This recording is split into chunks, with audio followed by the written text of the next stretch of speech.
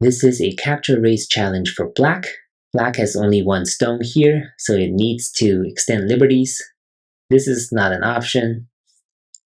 The 1-1 point, well, it could be a ko this way, but ko is not the optimal answer. If black stands down this way, this is the wrong way. White will be able to capture black like this. So the correct first move is this, and the rest should be pretty obvious. White has to cover this way, otherwise black can come in here and capture white. And now black just needs to make sure that white doesn't have a real eye here. And all black needs to do is to throw in here. If white captures, black plays here, white cannot come in here. So white will need to connect here first and connect at number 8. But white will be 1 liberty short this way, and black succeeds.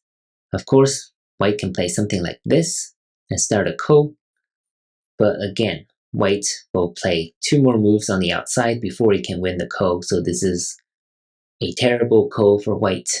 It might end up losing more than it gains by playing this ko. So after 1, 2, and 3, black can succeed. It's a pretty straightforward pattern, but please do let me know if you have any questions. Thank you for watching.